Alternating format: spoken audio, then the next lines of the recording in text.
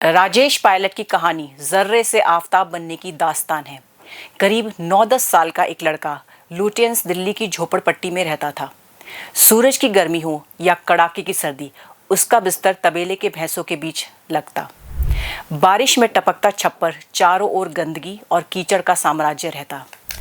अल सुबह भैंसों के लिए चारा काटने के साथ ही उसके दिन की शुरुआत हो जाती।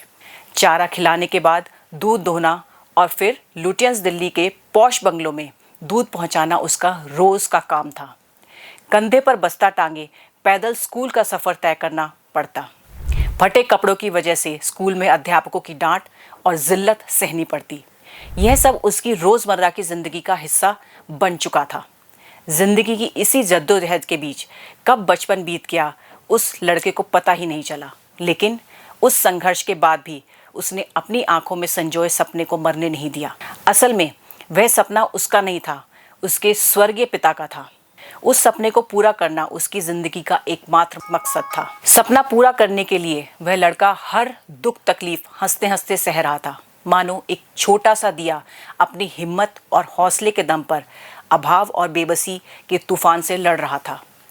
वह हर हालात में जी जान से मुकाबला कर रहा था। वह पढ़ लिख कर बड़ा अफसर बनना चाहता था।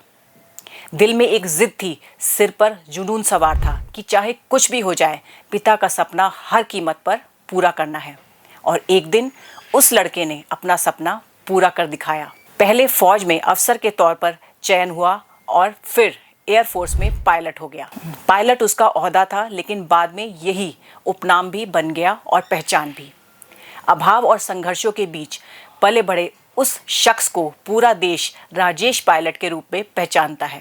राजेश पायलट यानी इंडियन एयरफोर्स के एक जांबाज पायलट, जिन्होंने 1971 की जंग में पाकिस्तानी फौज के कई ठिकानों को नेस्तनाबूद किया था।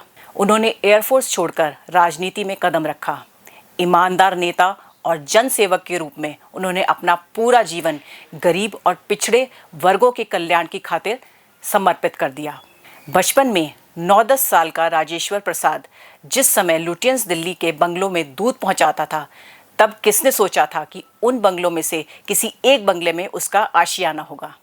उस समय यह सोचना तो कल्पना से भी परे था कि एयरफोर्स का पायलट राजेश्वर प्रसाद अच्छी खासी नौकरी छोड़कर राजनीति में कदम रखेगा। बचपन से अफसर बनने का सपना देखा था। आखिर ऐसा क्या हुआ कि वह सपने को छोड़कर राजनीति में कूद गए, चुनाव लड़े, सांसद बने और फिर भारत सरकार के मंत्री बनकर अपनी कलम से देश की अहम नीतियां निर्धारित की। साथ ही भ्रष्टाचारियों और पाखंडी तांत्रिकों को सलाखों के पीछे पहुंचाकर दिखा दिया कि मैदान जंग का हो या सियासत का, एक फौजी दिल और दिमाग से हमेशा निडर होता है।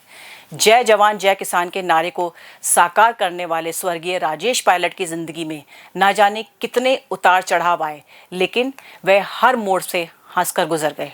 आसमान की ऊंचाइयों को चुनौती दी, कामयाबी की नई इबारत लिखी। कामयाबी के इस सफर में उन्होंने हमेशा इस बात का ख्याल रखा कि उनके कदम जमीन पर रहें। स्वर्गीय राजेश पायलट की कहानी जर्रे से आफताब बनने की दास्तान है। यह दास्तां समाज के संघर्षशील नौजवानों के लिए प्रेरणा पुंज से कम नहीं है। देश की नौजवान पीढ़ी के लिए वह जानना जरूरी है कि बेहद गरीब घर में जन्मा बच्चा पिता का साया सिर से उठने के बाद भी अपने दम पर एक मुकाम कैसे हासिल कर पाया। उस बच्चे ने कैसे अपने पिता के सपने पूरे किए। करीब 15 साल तक एयरफोर्स पायलट के रूप में देश सेवा करने के बाद राजेश पायलट ने अचानक राजनीति में आने का फैसला क्यों किया? क्यों वह तत्कालीन प्रधानमंत्री चौधरी चरण सिंह के खिलाफ चुनाव लड़ना चाहते थे? अलगाववाद की लपटों से घिरे जम्मू कश्मीर में लोकतंत्र की बहाली के लिए कैसे उन्होंने अपनी जिंदगी को भी खतरे में डाल दिया था? इस सवाल के जवाब के साथ साथ कोई ना कोई